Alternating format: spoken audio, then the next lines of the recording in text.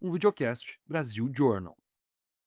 A gente não quis ser só a que leva a internet. Queremos isso, mas também queremos levar um serviço financeiro, levar um serviço de entretenimento. Então essa visão que é verdadeira por parte do mercado, a gente vem pouco a pouco tentando desmontá-la. Eu acho que mais do que necessidade, a tecnologia abre hoje um conjunto de oportunidades enormes.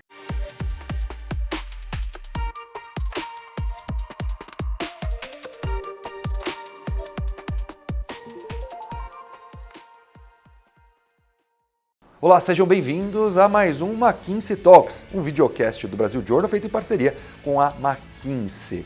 Nesse episódio vamos falar de telecomunicações, um setor que sempre foi a base das nossas conexões, começando lá atrás com a linha fixa e agora também está passando por uma transformação profunda. As operadoras, por exemplo, estão entrando em setores que ninguém imaginava, como, por exemplo, o setor financeiro. E para discutir sobre todas essas transformações, o McKinsey Talks convidou Christian Gebara, CEO da Vivo, e também para participar dessa conversa, Heitor Martins, sócio sênior da McKinsey. Bom, Christian, para a gente começar esse papo, eu acho que é muito difícil não entrar no assunto tecnologia. As operadoras antigamente, até no mercado financeiro, eram vistas como empresas de utilities, ou seja, que já davam aqueles retornos esperados, não tinha ali muita surpresa, e a gente está vendo isso mudando bastante. E aí eu queria entender uma visão sua do mercado. Você acha que as telcos estão virando techcos agora? Cada vez mais as operadoras são empresas mais de tecnologia do que simplesmente de utilities? Bom, esse é o nosso objetivo, né? Falando sobre a Vivo, o objetivo é sim ser cada dia mais uma empresa de tecnologia. E se eu volto, né, um pouco à origem da Telefônica, né, que é a dona da Vivo no Brasil, eu volto 28 anos atrás, a gente entrou aqui para ser uma empresa de telefonia fixa, né, onde telefonia fixa não chamaria uma utility, porque as pessoas pagavam até $5.000 por uma linha de telefone e declaravam no imposto de renda.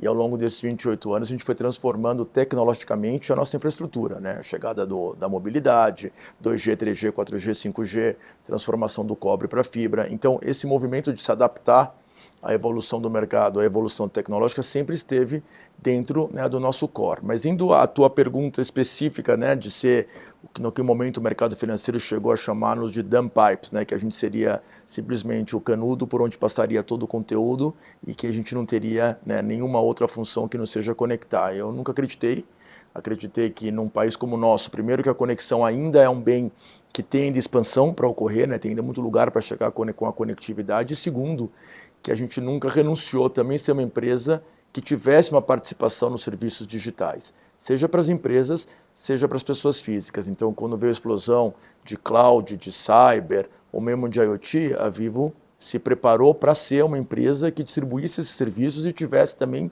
parte da monetização dos mesmos. Aconteceu de maneira similar quando a gente fala de pessoa física, né, que é a base maior de clientes que nós temos. Dos 60 milhões, 58 milhões são pessoas físicas. A gente não quis ser só a que leva a internet. Queremos isso, mas também queremos levar um serviço financeiro, levar um serviço de entretenimento. Hoje somos um dos principais distribuidores dos OTTs de vídeo no Brasil, levar um serviço de saúde. Então essa visão que é verdadeira por parte do mercado, a gente vem pouco a pouco tentando desmontá-la, já trazendo resultados que vêm desses outros serviços com uma representatividade de mais de 12% do total de receitas da Vivo. E você acredita que esse número tende a crescer? Esses 12% vão virar quanto no futuro? Qual que vai ser a importância desse novo serviço? Até hoje a Vivo também é praticamente um banco, né? Tem o Vivo Pay. Como que você vê essa evolução das operadoras da própria Vivo? Então, André, eu vejo de duas formas. Na parte de empresas, hoje é mais ou menos, né, desses 12%, quase 9% vem das empresas. E aí é cloud, é cyber, agora vem inteligência artificial. A Vivo pode ser a parceira tecnológica para todo esse desenvolvimento. Quando eu olho o nosso perfil de empresas, a gente vai desde uma pequena empresa, uma MEI, até as maiores empresas desse país. A penetração desses serviços nas grandes empresas é alta.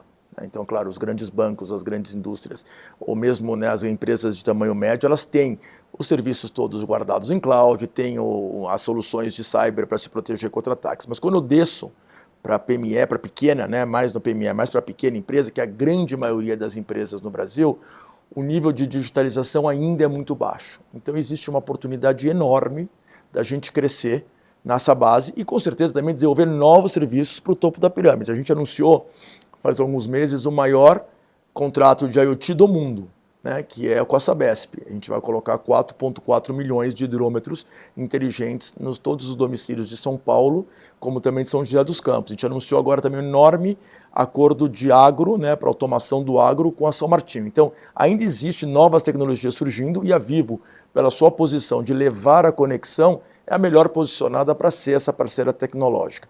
Na pessoa física, estamos no começo. A Vivo tem um negócio, sim, de serviço financeiro, não quero ser um banco, mas por que não financiar a compra do smartphone na minha loja através de um serviço de financiamento próprio? Por que não levar mais educação através de uma parceria que nós temos com a Ânima? Por que não levar saúde para as pessoas através de telemedicina ou descontos para quem não tem um plano de saúde particular, que é a grande parte da população brasileira? Então, sendo uma empresa que tem essa base de clientes tão alta, que tem a recorrência do uso do nosso serviço, que tem um canal tão capilar, né? São 1.800 lojas, 5.000 vendedores B2B, 28 milhões de usuários únicos no meu app, uma marca que é das marcas mais admiradas, uma fatura que eu posso cobrar para aqueles que não têm cartão de crédito. Eu enxergo uma possibilidade enorme desse número ser G12, em poucos anos pode ser 15% do nosso resultado. Heitor, para divulgar também aqui na conversa, como que você vê a evolução das operadoras, não só no Brasil como no mundo, obviamente que a gente vê também isso acontecendo em outros países, mas queria entender de você, como que você compararia como eram as operadoras de antigamente para agora? Se antes era só o canudo, por que seguiu-se esse caminho? Foi uma questão por necessidade mesmo? Olha, eu acho que mais do que necessidade, a tecnologia abre hoje um conjunto de oportunidades enorme. Acho que a primeira coisa que nós temos que entender é que essa tecnologia é enormemente benéfica para o cliente. Tá? Então, o que motiva esse processo de transformação e a curva rápida de adoção tecnológica é que o cliente vê um benefício muito grande por isso, né? Ele é muito beneficiado por uma melhora da qualidade dos serviços, por uma maior disponibilidade de oferta, por novos produtos, né? E por menores custos. Certo? Então, o grande motor de transformação é o cliente. O segundo ponto que a gente vê, e acho que o Christian coloca muito bem, é que a tecnologia ela permite que empresas que estavam tradicionalmente confinadas em determinados espaços ocupem novos espaços, ofereçam novos serviços além das suas fronteiras, certo? Das suas fronteiras tradicionais. Vamos pegar o setor financeiro. O setor financeiro, antigamente, era muito contido dentro das agências, quando os processos eram todos manuais. A tecnologia está permitindo que as empresas levem, né, o serviço financeiro até o cliente, né? E a Vivo tem, o Christian acabou de falar, 20 milhões de clientes, ela tem uma possibilidade agora de levar serviços financeiros ao cliente, né, no seu device, no seu telefone celular, né, em qualquer lugar. Isso é o momento de ruptura que você tem hoje, que você vive e que está criando oportunidades que a Vivo está buscando explorar. Além disso, sem falar das outras oportunidades internas, né, que é uma grande melhoria na qualidade do serviço ofertado, que você consegue atingir com a mudança tecnológica, acoplada a um processo de redução gradual de custo do serviço, né? Então, o benefício é muito grande. As melhores empresas estão buscando ocupar esse espaço muito rapidamente, né? Queria puxar agora um papo de transformação digital, porque a Vivo, assim como outras operadoras, Christian, elas são fundamentais para o processo de transformação digital de todas as companhias aqui no Brasil. E aí você citou até alguns casos, por exemplo, esse contrato com a Sabesp, ou o quanto que vocês já estão entrando ali no B2B. Eu queria saber de você, até pela conversa com os clientes, qual é o nível de transformação digital que você vê dessas empresas? Depois, quando vocês chegam lá, oferecem soluções. Quem imaginaria que vocês ofereceriam hidrômetros inteligentes ali no futuro, pensando numa Vivo ali atrás?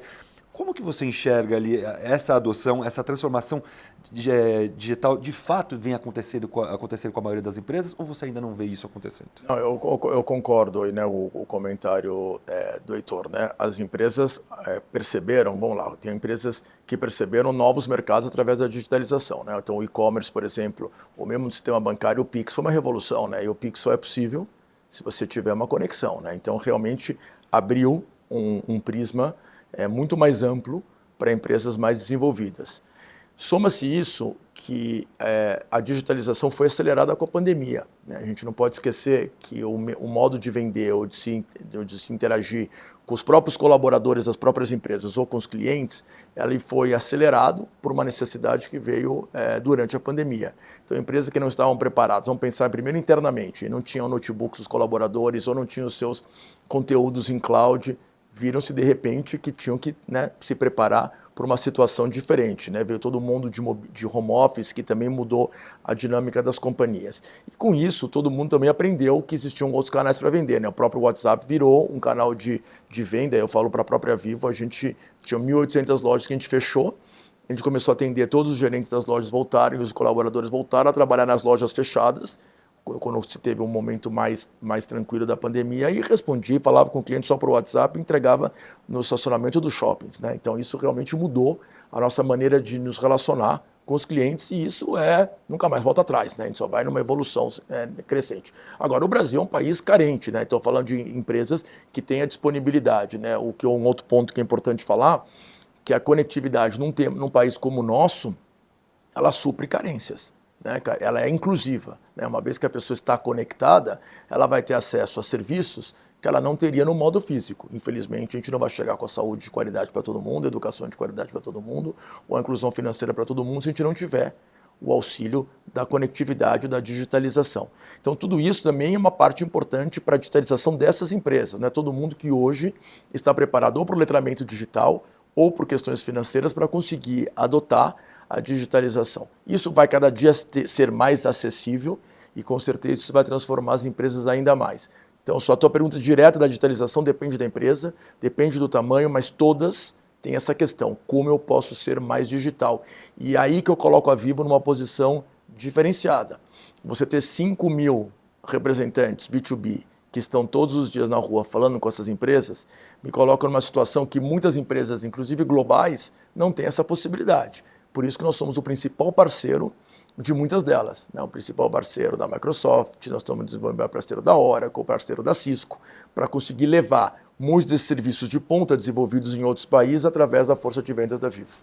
Heitor, queria saber a sua opinião também a respeito disso. E quando a gente vê esse cenário, já que transformação digital é um tema que se fala há muitos anos, essas empresas que ainda não adotaram tão fortemente, ainda podem correr atrás do resultado ou elas estão atrasadas de fato? Olha, o que a gente vê na economia digital é que existe uma grande vantagem do primeiro entrante, né? Um first mover advantage, né? Então, eu acho que existe uma corrida das empresas em busca de ocupar esse espaço. E as empresas que vão ser vencedoras vão ser aquelas que vão ser capazes de adotar as novas práticas e entregar um serviço de qualidade primeiro, né?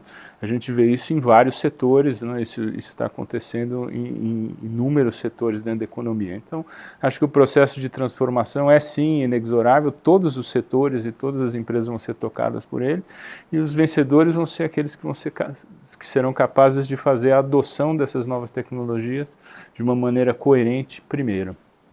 Agora eu gostaria de entrar no tema de competição, de 5G, de infraestrutura, começando com você, Christian. Eu queria uma visão sua de mercado, porque a gente viu nos últimos anos um crescimento muito forte de ISPs, né, de operadoras regionais ali ao redor do Brasil, pegando muito espaço das grandes operadoras e, ao mesmo tempo, muito se falava que elas estavam crescendo para depois serem adquiridas. De fato, algumas já foram adquiridas, a gente viu alguns movimentos acontecendo, mas não na velocidade que muita gente acreditava. Queria saber a sua percepção disso e se, por exemplo, a Vivo está de olho, é um movimento natural para as grandes operadoras como a Vivo, como que você enxerga esse ponto de competição? Então, a Vivo foi muito pioneira, né, em trazer a fibra para o Brasil como uma tecnologia de ponta, né, para a conexão das casas ou dos escritórios, né? Então, a gente começou a investir, substituição do que nós tínhamos do cobre no estado de São Paulo e depois uma expansão da fibra fora do estado de São Paulo. Hoje a gente tem a maior rede de fibra do país, a gente passa por 32 milhões de domicílios, não quer dizer que temos todos conectados, temos conectados hoje um pouco mais de 8 milhões de casas, né? Então passo com a fibra e dou a disponibilidade para a pessoa ser conectada. É um número bom, mas o Brasil tem 90 milhões de domicílios. Acreditamos que poderiam ser suscetíveis à compra de uma solução de fibra, uns 60 milhões, e eu tenho 32, né? Então teria quase que dobrar o tamanho da minha rede para chegar a todos os domicílios que eu gostaria, principalmente porque a gente acredita muito na convergência, né? Na venda do móvel, né? Do 5G junto com a fibra. Nesse momento, a gente tem alguns caminhos, né? Ou continuar construindo, como a gente fez até agora, construindo rede, ou adquirir algum desses ISPs que você comentou. O Brasil, a Vivo sendo a líder indiscutível do mercado, tem 19,2% de market share.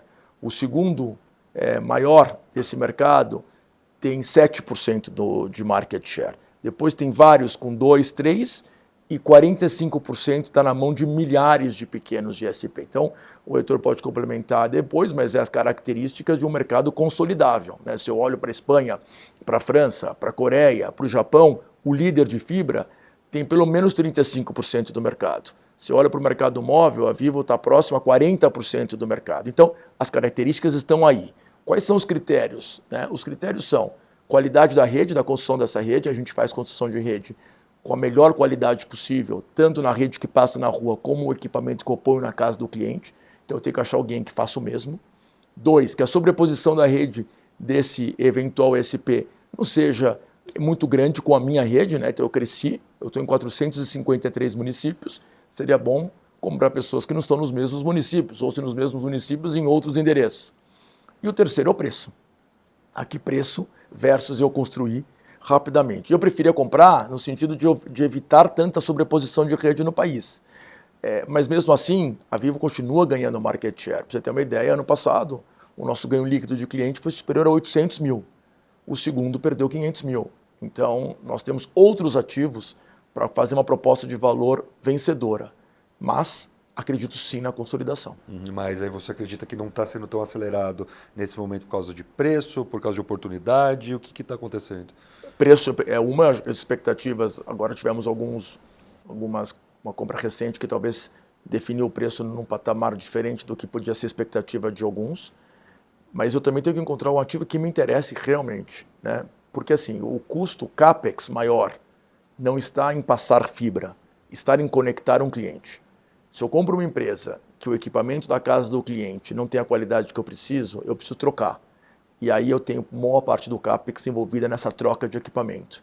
Então também tem qualidade, algumas não oferecem a qualidade que eu procuro. Não quer dizer que não exista nenhum, tá, André? Tem sim targets, existem sim empresas que a gente está analisando, mas até agora não encontrei. E, Heitor, como que você vê esses movimentos ali de consolidação? Qual que é a percepção de vocês aqui na Maquis? Por que também isso não está sendo tão rápido quanto que se esperava anteriormente? Olha, André, o mundo físico ele tem muito menos economias de escala do que o mundo digital. Isso você vê em todos os setores, né? Antigamente, se você era um varejista tradicional, a única forma de você crescer a sua rede de supermercados era abrindo uma nova loja. Esse é um processo custoso, lento, né? Quando você opera como um varejista digital no e-commerce, a sua escala é imediata, certo? Você consegue atingir o território nacional todo desde que a infraestrutura esteja lá. Eu acho que o que a gente vê hoje em fibra é um movimento semelhante. O Christian acabou de falar, certo? A grande parte do custo nesse momento é você colocar o equipamento na casa do cliente com qualidade. Nós temos muitos lares ainda sem equipamentos. Então, esse processo é natural que ele seja mais fragmentado, porque ele não tem nessa colocação tanta economia de escala. A hora que a rede tiver que a penetração, à medida que a penetração de fibra for crescendo e o ritmo de crescimento dessas ISPs diminuir, o grande processo de criação de valor vai ser a consolidação. Tá? Então é inevitável, e a gente vê isso em muitos outros setores, isso vai acontecer aqui também, certo? É uma questão de quando. E queria também entrar, então, num movimento que a gente tem visto algumas operadoras, inclusive a Vivo, fazendo, Christian, que é voltar à compra de fibra, né, de infraestrutura. Vocês compraram 50% da FiBrasil recentemente, a gente viu outras operadoras fazendo esse movimento.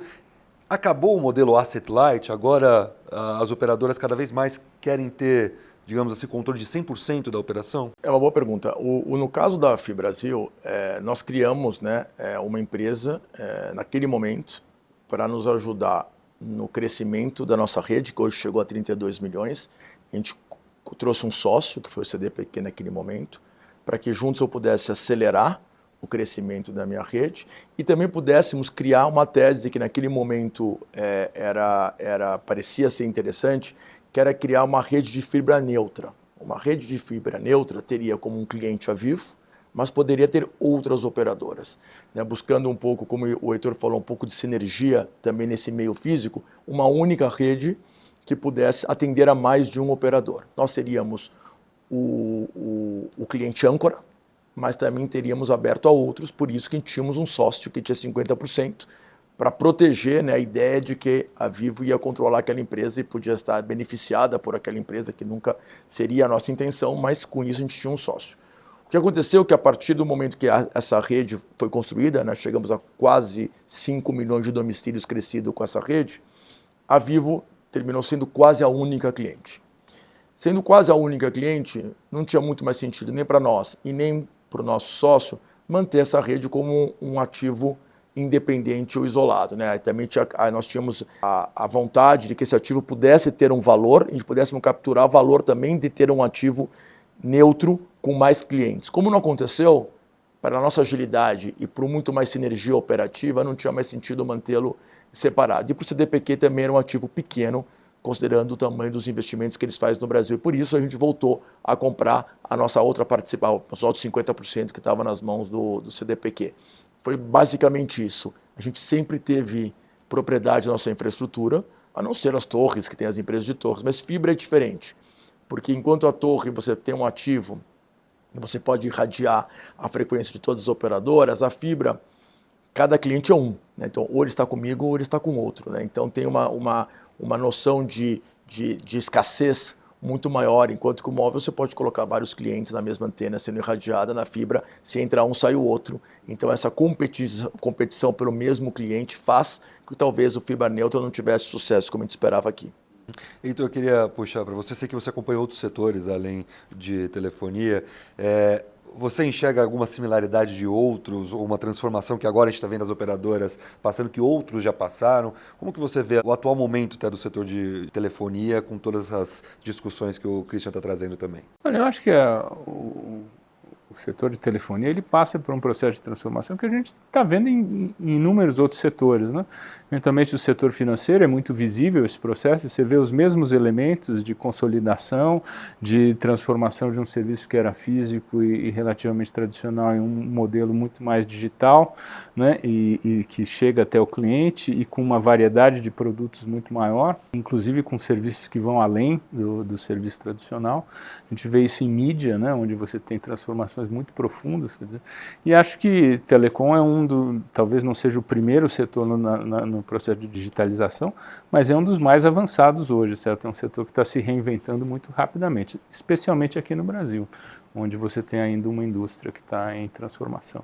Essa reinvenção muito também veio que a gente perdeu o nosso ativo principal, que era a Voz, né? Exato. A Voz era uma empresa que a gente nasceu com a Voz, né? Quando a concessão da telefonia fixa do Estado de São Paulo era o ativo, né? E hoje não existe Voz. Não, ele é menos de 5% do meu resultado. A Se a gente Voz, não tivesse Cobra. se reinventado durante esse período, com muito investimento, mas também com muita coragem, né, de procurar outras fontes de crescimento, a gente teria desaparecido. E como outras empresas de telecom desapareceram por não ter tido, né, recursos ou talvez visão de ter reinventado o negócio ao longo desse período, né?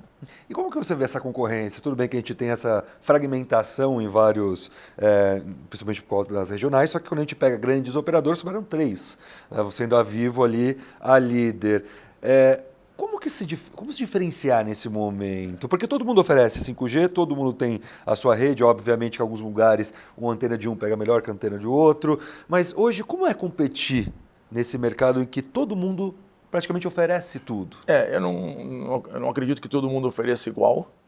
A Vivo é considerada a melhor rede e a melhor qualidade, isso não é por mim, né? Todos os indicadores, inclusive externos, nos colocam nessa posição, medições de OpenSignal, Ookla, entre outras, coloca a Vivo sim na liderança da qualidade, porque sempre foi, né, um princípio primordial, né, assim, que a gente teve em ter uma melhor infraestrutura do país. Combinamos a melhor infraestrutura do móvel, e o móvel é competitivo, não é só pelos 3 grandes, tem muitos MVNOs já acontecendo, como nós também queremos entrar em outros setores, os outros setores também querem entrar no nosso setor. Então essa ideia de ecossistema digital não é, né, meu concorrente aqui, são varejistas, são bancos, são empresas de saúde, todo mundo quer ser um ecossistema digital. Então é sobre essa visão que eu tento diferenciar a Vivo. A qualidade é superior porque eu somo outras conexões. Então, você quer ter o melhor da fibra com o melhor da móvel, compra o Vivo Total, que traz uma vantagem para o cliente de você ter tudo num único plano, né? Hoje, sei lá, tem 8 milhões de clientes fibra, esse plano Vivo Total que eu lancei há alguns anos já tem 3,6 milhões. Então o cliente ele decide ser tudo na Vivo, né? No momento que ele decide vir com a fibra conosco. Sobre o fixo e o móvel, a fibra e o 5G, eu estou vendendo novos serviços, né? Então, por exemplo, hoje nós temos um modelo de televisão que não é um modelo antigo, e a Vivo não tinha pouco do Pay TV tradicional. Então hoje eu sou o maior parceiro do Netflix, da Amazon, da HBO, da Globoplay, e tenho 4,4 milhões de clientes que compram esses serviços desses parceiros através da Vivo. Isso me dá também uma vantagem de empacotar tudo e a fidelidade do cliente ainda maior. Eu consigo fazer com que o meu churn seja ainda menor cada vez que eu agrego, que eu adiciono um serviço para esse relacionamento. Então, a visão agora é como eu consigo aumentar o lifetime value do meu cliente, trazendo mais serviços para o mesmo cliente. Como eu falei, são 60 milhões de clientes que nós temos, 58 milhões são pessoas físicas. Eu faço agora uma medição de receita por CPF que eu consigo gerar na Vivo. E com isso também aumentando a experiência do cliente. O mundo é digital, mas nós estamos abrindo loja. A Vivo continua abrindo loja. Acabei de abrir no Oscar Freire, uma loja que é um mega sucesso, porque também acredito que as pessoas se saturam um pouco de viver só no mundo digital. Tem certas coisas que querem comprar no meio físico, eles querem ter o aconselhamento de alguém que chega lá e fala para ele o que tem que comprar. O Brasil ainda é muito carente em letramento digital, né? O letramento digital, se a gente fala nas camadas médias e baixas do Brasil, é muito baixo, né? Tem alguns estudos que dizem que 50% das pessoas não sabem mandar um e-mail com anexo ou não sabem editar um texto em Word. Então, essa presença que a Vivo tem, né, faz uma diferença também, né, de poder estar próximo do cliente nesses momentos. E agora também com todos os temas que a Vivo tem muito foco também nos 50, 60 mais, metade dos notebooks que nós vendemos nas nossas lojas são para pessoas 50, 60 mais. Porque eles vão lá, entendem como é o notebook, tem alguém para explicar. Configurar um notebook online não é para todo mundo, né? Então eu acredito que isso também faz a diferença. Nós temos 13 mil técnicos que entram na casa do cliente, são dezenas de milhares de visitas todas as semanas. Isso cria também uma interação que é única. Eu poder entrar na casa do cliente e aconselhar ele a comprar uma câmera, eventualmente instalar uma Alexa ou aumentar o Wi-Fi da casa. Então são esses ativos que eu acredito que fazem ainda a diferenciação de uma empresa que também buscou se diferenciar por excelência no atendimento. Heitor, como que você vê essa competição, né? Porque é isso, a gente vê ali a Vivo competindo diretamente com bancos que estão entrando em telefonia, ela também com serviços financeiros, enfim, ali todo mundo virou concorrente de todo mundo. Como que você enxerga isso e até qual a visão para o consumidor? Porque acaba se confundindo um pouco, né? Essa é uma transformação que vem em função da mudança tecnológica que cria novas possibilidades de competição e de oferta de serviços, né? Certo? Você só pode instalar higrômetros digitais em função da mudança tecnológica. Antigamente, você jamais pensaria em uma empresa de telefonia prestando esse serviço, né?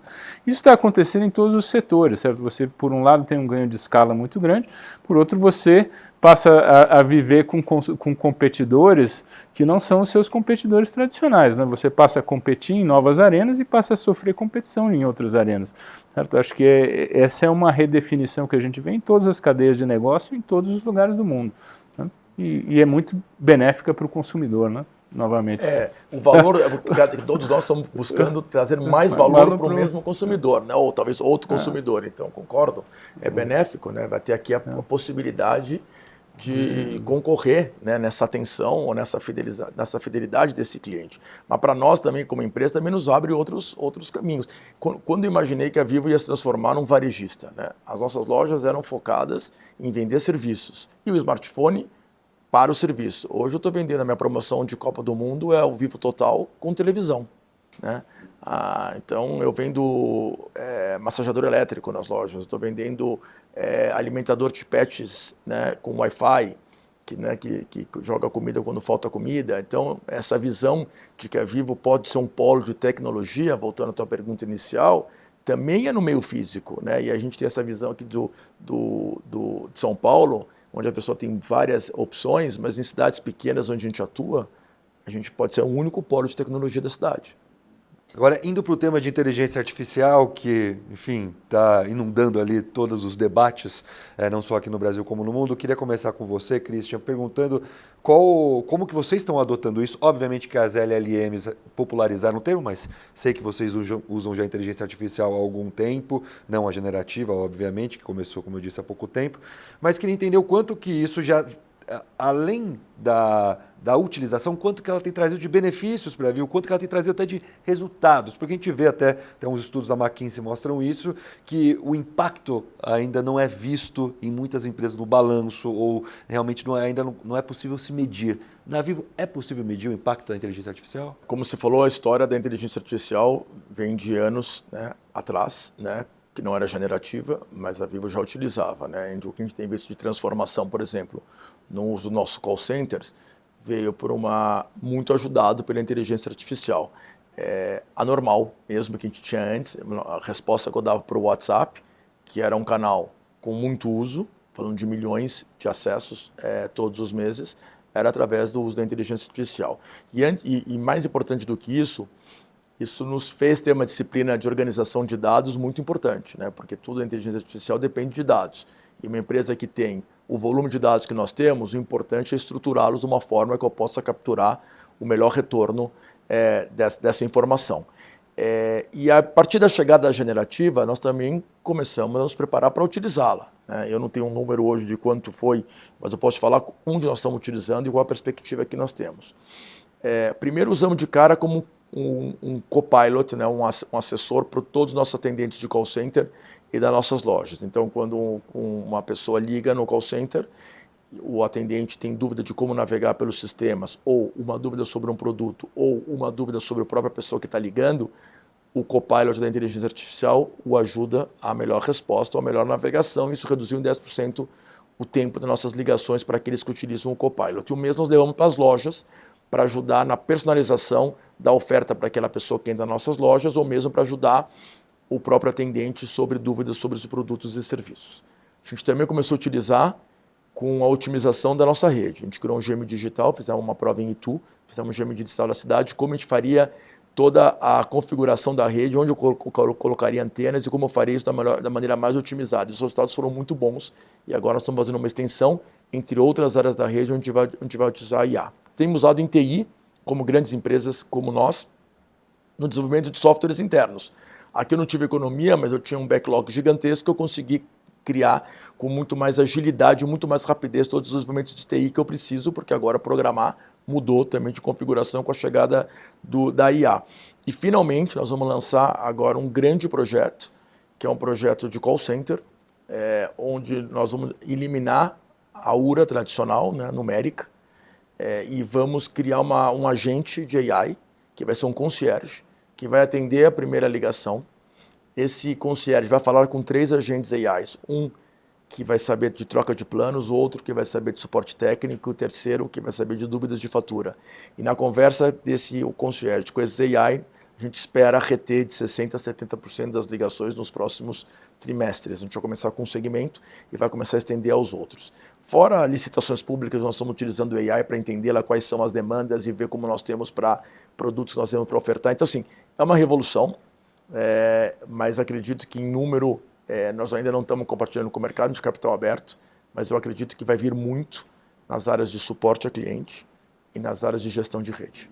Sei que você mesmo disse, uma companhia de capital aberto não pode dar guidance, mas você tem uma noção, porque tudo que você falou demanda muito investimento. Mas quando você acredita, obviamente não quero uma data específica, que a gente vai começar a ver esse tipo de investimento, esse tipo ali de estratégia tendo um resultado mais forte, não só no balanço da Vivo, mas vamos falar no balanço das companhias, das operadoras em geral, ou das companhias em geral? Assim, André, no último call de resultados do primeiro trimestre, a gente apresentou um custo de operações e comercial que crescia praticamente 3% e uma receita que crescia 7%. Claro, eu cresço em outros custos, né? Custo de produtos vendidos ou de serviços vendidos, porque está muito atrelado com a receita. Você conseguir, né, fazer a gestão de uma empresa de 60 bilhões de reais de receita, onde o custo de operações e comerciais ela não cresce, ele cresce abaixo da inflação, isso já é um grande ganho, né? Isso mostra que é uma empresa que não só a inteligência artificial nesse momento, mas a digitalização traz resultado. Hoje, meu principal canal com diferença de volume de interações com a Vivo, estou falando acima de 80%, é o app Vivo. Né? Isso é uma transformação visível de que a empresa se digitalizou. Então, mais de 80% das interações que os clientes têm comigo não são nem no call center, nem na loja. É através do app Vivo, que tem 28 milhões de usuários únicos, com uma média de 4 a 5 interações ao mês. Isso mostra o potencial que nós temos. Eu tenho 30% da fibra hoje que eu vendo pelo e-commerce. Poderia ser 50%, deveria ser 50%. E vai caminhar nesse sentido. Então ainda tenho muito para capturar, mas o que eu já estou capturando se reflete sim no crescimento, né, no crescimento que nós apresentamos nos últimos 4 anos de receita e EBITDA crescendo por cima da inflação. Queria perguntar para você, Heitor, sobre esse potencial da AI. Como que você enxerga, não só no setor de telefonia, mas de outros setores também, onde que está o maior ganho da AI? Onde que você enxerga e, enfim, qual o grande potencial que você vê aí para essa tecnologia? Olha, André, nós estamos todos maravilhados com AI, mas isso aqui, nós estamos começando apenas a jornada de AI, né? E acho que a gente ainda vai ver os grandes impactos, eles vão vir nos próximos anos, nas próximas décadas. E eles vão vir ao longo de 3 dimensões. Acho que tem uma primeira dimensão mais de curto prazo, mais óbvia, que é uma redução de custos significativa, né? A segunda, e talvez mais importante, de maior impacto, é uma melhoria substancial na qualidade ofertada para o cliente, certo? E isso vai gerar um benefício grande para o cliente, vai gerar um processo de uma aceleração, se isso é possível, da adoção digital. Você tem uma série de processos para pegar a URA, por exemplo. A URA é uma experiência muito frustrante, tem muito cliente que tem muita dificuldade de fazer aquilo, né? À medida em que você implementa um concierge, se ele for bem implementado, vai ser muito mais simples a interação. Então você tem pessoas que hoje têm dificuldade de operar por canais digitais e que vão passar a adotá-los, certo? Isso vai trazer um benefício grande para a empresa, vai trazer um benefício grande para o consumidor. E acho que uma terceira onda que nós vamos ver é a criação de um conjunto de novos produtos que vão ser baseados em AI, tá? Então, nós temos todo um ciclo e nós estamos ainda numa etapa muito inicial de pilotos, né, de experimentos, mas essa curva vai se acelerar muitíssimo e não só em telecom, mas em todos os setores. Né? Como consumidor, a URA é insuportável, não de todas as... Eu concordo, é muito ruim mesmo, e eu concordo com o Heitor. Além da URA, mesmo o uso de apps, ele vai trazer uma acessibilidade muito maior, né? Fora, né, pessoas com deficiências que vão ter acessibilidade muito maior para a inteligência artificial. Eu acho que no tema que eu falei antes da falta de letramento digital, talvez essas pessoas vão ser incluídas através do uso de agente, né, porque vai ser mais fácil. Você tem uma população enorme de pessoas mais idosas, posso falar na minha família, que tem muita dificuldade de usar o app do banco. Tá? Se você tiver uma interface de voz, certo, onde você está falando com um concierge que em linguagem natural, ele vai parar de ir na agência e vai falar, vai usar esse novo canal. Isso, tudo bem que ainda é uma tecnologia que está dando os primeiros passos, apesar de já ter evoluído muito, mas você já vê ali algum grande erro, alguma coisa que as empresas precisam evitar, principalmente nesse começo de adoção de AI? Olha, o que a gente vê, e que é muito importante, as empresas se perdem em um número muito grande de pequenos experimentos, certo? E normalmente experimentos em cima de processos existentes, em cima da organização existente. A inteligência artificial, ela permite você repensar a empresa como um todo, certo? Nos seus processos, na sua organização, na sua plataforma tecnológica, na forma como ela interage com o cliente. Acho que as empresas que vão ser bem-sucedidas vão ser aquelas que vão dar um passo para trás e vão pensar a adoção de inteligência artificial de uma forma mais holística dentro do negócio. Concordo, porque também não vai ser barato para as empresas a implementação de inteligência artificial. Nós estamos falando que são custos elevados, né? Assim, cada token gerado, né? Isso tem um custo por trás também, né? Então não é, enquanto você não, ou você tem uma estratégia muito bem definida, ou vai ficar um pouco uma fragmentação de iniciativas pequenas que realmente pode ser economicamente, inclusive, ter um efeito contrário. Não é o mesmo processo simplesmente agora digitalizado com IA. Você tem a oportunidade de repensar o processo como um todo, a oferta como um todo. Né? Vamos agora falar sobre ESG. Antes de saber um pouco mais das iniciativas da Vivo, Christian, que continua sendo ali uma das empresas que mais levantam bandeiras a respeito disso, a gente tem visto nos últimos tempos um arrefecimento dessa discussão. Teve um crescimento ali com a organização da COP aqui no Brasil, mas a gente vê que esse tipo de discussão tem diminuído um pouco, pelo menos na comunicação das empresas. Você compartilha essa visão? Você tem sentido que também tem dado uma queda? E como que vocês trabalham isso na Vivo? Então, nós estamos alheios a essa mudança, né, de comportamento que pode sim existir em alguns países, em algumas empresas. Muito pelo contrário, a gente reforçou a nossa aposta em ESG em todas as vertentes. Tá? Né? Entrando no ambiental, que é a tua referência, isso é mais do que comprovado cientificamente que nós temos um gravíssimo problema como sociedade, como planeta, e a Vivo decidiu que vai sim atuar dentro das suas possibilidades para diminuir ao máximo o impacto ambiental que ela pode gerar. Então, desde o Acordo de Paris, a Vivo reduziu em mais de 90% todas as suas emissões no escopo 1 e 2, e agora, para chegar a ser uma empresa net zero, tem que envolver o escopo 3, que são todos os seus fornecedores. Nós tínhamos uma meta para 2040, antecipamos para 2035 e estamos bem confiantes que nós vamos cumpri-la. A gente tem o principal programa de reciclagem do país. Então, a gente recicla todo equipamento eletrônico que você tem na tua casa, você pode levar para uma loja da Vivo, que a gente vai dar um descarte ecológico para ele, independente de onde você tenha comprado. Tem gente que leva até fax, que tem ainda em casa guardado, ou cabos que não usam mais, e a gente dá o descarte. E, ano passado foi o recorde, foram 45 toneladas. A gente aumentou porque, além de fazer nas nossas lojas, nós estamos atuando em escolas públicas e privadas, fazendo essa iniciativa para conseguir conscientizar as pessoas também, né, os estudantes, sobre a importância da ecologia, né, do tema meio ambiental. Nossa geração distribuída é inteirinha de fontes renováveis. Nós estamos falando de mais de 90 usinas, né, pelo Brasil inteiro, que abastece todos os nossos armários, nossos sites e nossos escritórios distribuídos regionalmente. E a gente agora, inclusive, anunciou esse ano, né, então, sabe, para te mostrar que nós estamos indo totalmente na outra direção, né? Se alguém decidiu mudar a direção, a gente vai fazer junto com o Regreen, a gente vai cuidar de uma área de 800 hectares da Amazônia, que a gente vai plantar 900 mil árvores, vai cuidar, vai restabelecer a flora e com isso a fauna por 30 anos dessa região para mostrar o nosso compromisso também. Geraremos crédito de carbono, mas principalmente a gente vai regenerar uma área que foi desmatada ao longo dos últimos 20 anos. Então a nossa aposta continua muito forte no social. A Fundação Telefônica Vivo é das principais apoiadoras de todo o tema de educação no Brasil. A gente fez até recentemente o Dia do Voluntário, a gente reuniu 11 mil colaboradores da Vivo, que a gente dedica um dia para ser voluntário em mais de 50 instituições. E a diversidade, né, que também faz parte da nossa visão aqui, nós somos uma empresa que aposta na diversidade, mesmo que alguns ventos agora possam ser contrários a isso, a gente reforçou. A gente tem, por mulher, inclusão de gênero, orientação sexual LGBTQI+, pessoas com deficiência, inclusão racial, né? A gente quer muito mais negros em liderança dentro da empresa, porque negros, no total, a gente já conseguiu aumentar para mais quase 45%, a gente precisa de mais pessoas negras na liderança, e agora também entramos na pauta 50-60+, que a gente também quer valorizar, já que a gente vai viver mais tempo.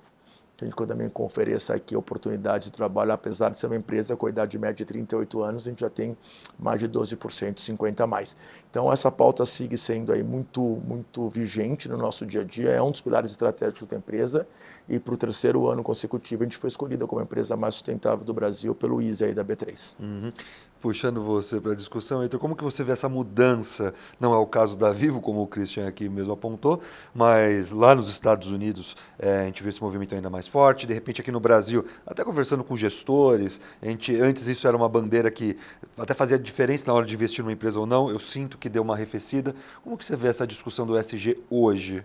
Eu tendo a concordar mais com o Christian aqui, certo? O que a gente vê nos nossos clientes que as empresas bem-sucedidas, elas tendem a ser também responsáveis no ponto de vista de ESG. Acho que o sucesso de longo prazo não passa por um trade-off entre um e outro. Pelo contrário, eles andam juntos, certo? A gente vê os nossos clientes todos continuam preocupados, certo? Com como lidar de forma responsável com as grandes transformações que a gente vê no mundo hoje, sabe? Uhum.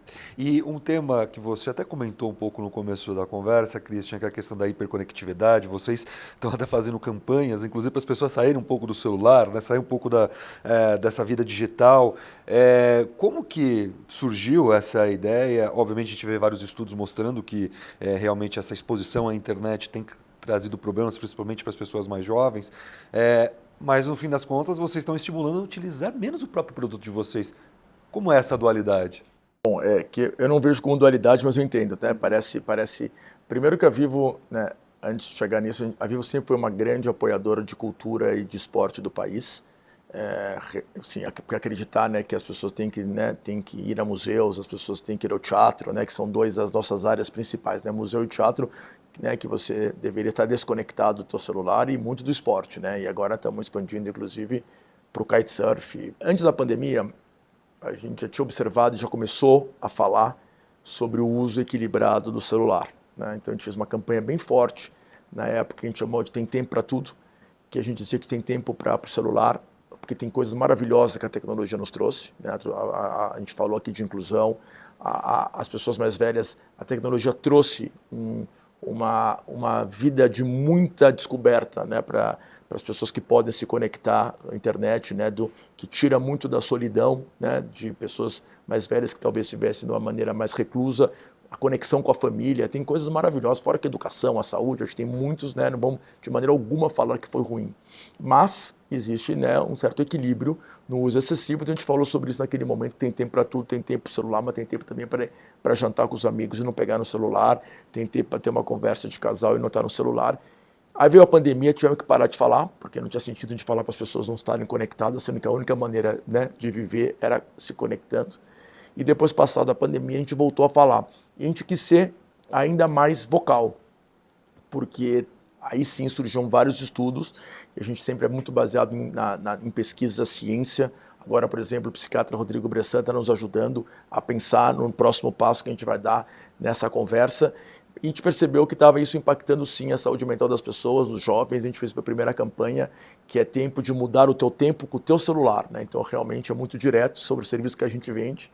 Era de uma jovem, né, uma menina que o celular era meio que dominava a vida dela, né? Comparava a beleza dela, controlava com o que ela falava, né? Parecia que era o namorado, né? Mas no final era o próprio celular que a gente queria dizer. E agora também trouxemos outra que chama Afogados, que é um executivo afogado por notificações, e ele vai ficando submerso enquanto a vida dele entra nas notificações o tempo inteiro, até que ele deixa o celular do lado e vai viver. Fizemos também vários episódios com a Denise Fraga para falar sobre isso, né? Ela passou pelas ruas para conversar. Então, outra vez, né? É a nossa responsabilidade como uma empresa, né, líder, em dizer que a gente faz algo que é maravilhoso, que é digitalizar para aproximar, que é o nosso propósito, mas que também isso requer equilíbrio, né? E vindo da gente, eu acredito que tem peso muito maior na conscientização das pessoas. Para a gente encerrar, eu queria uma pensada aqui de vocês dois, porque hoje a internet ela é tão essencial na nossa vida quanto a energia, quanto a água. A água, obviamente, tem a parte fisiológica, não vou entrar nisso, mas hoje a nossa necessidade da internet é tão forte quanto da energia em vários momentos, inclusive para trabalho, para conexão, como você falou. E você também disse durante a conversa que ainda existe um baixo letramento digital das pessoas. A gente vê isso principalmente em periferias, ou também a gente vê que as pessoas elas têm acesso à internet, mas não têm tanto acesso aos dados, né, na quantidade que elas precisariam ali para, de repente, tocar até o seu próprio negócio.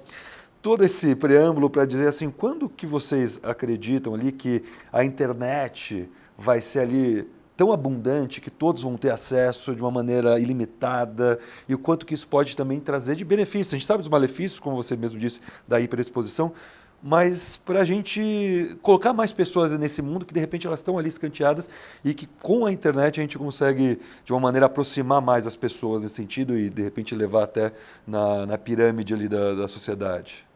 Eu acredito que isso é um esforço público-privado. Para mim, um país como o nosso, o acesso, né, à conectividade, ele é fundamental para o desenvolvimento do país. Tem uma pesquisa do IBGE que diz que 20 milhões de pessoas hoje não estão conectadas no Brasil, né? Não estão conectadas nem pelo móvel, nem pela fibra, pela fixa, né? Qualquer tipo de conexão fixa. E a pesquisa que fizeram sobre essas pessoas, assim, mais de 50% delas não sabem como usar e não vê utilidade em usar. 20% delas dizem que não acessam porque não tem dinheiro, né? Que é um tema que eu vou falar um pouco agora também. 1% diz que não acessa porque não tem cobertura. Então o problema não é cobertura, né? O problema é acessibilidade financeira e letramento digital. Acessibilidade financeira se corrige com uma visão de que isso é um habilitador de desenvolvimento. Não pode ser que os 15 maiores países do mundo que tenha pessoas conectadas pagam um imposto médio de 12% e o Brasil a gente paga 30%. Não é normal que um dispositivo no Brasil tenha 37% de imposto e por isso que a gente não consegue aumentar o 5G. Hoje eu cubro 71% da população com 5G, vou chegar a 90 em poucos anos e tenho 30% da minha base que tem o aparelho 5G. Então é uma função talvez aqui compartilhada entre o poder privado do investimento e da disponibilidade de dispositivos, de nós construirmos rede, do conteúdo chegar para todo mundo, mas também de ser um plano de governo que pense no poder, assim, no poder público, o governo, digo, em todas as esferas, né? O federal, o legislativo, o judiciário, que um país, para se desenvolver no tamanho continental que é o nosso, a gente precisa contar com a digitalização, porque através dos meios físicos não vai ser suficiente. Complementar, Heitor? Olha, eu tendo a concordar com o Christian. Acho que essa é uma tecnologia que vai trazer transformações fundamentais na sociedade e para melhor. Tá? Eu sou muito otimista com o caminho que a gente trilha. Tá? Acho que a tecnologia ela aumenta a produtividade, ela é liberadora, ela é enriquecedora para as pessoas. Evidente, como tudo, ele precisa ser bem gerido, mas acho que a gente está nesse ciclo, certo? E acho que sim, como você falou, ele vai ser tão necessário quanto a água, quanto a energia, quanto outras coisas olhando para frente, né? Christian, Heitor, queria agradecer muito Obrigado. a presença de vocês. Muito bem. Perfeito. Prazer enorme.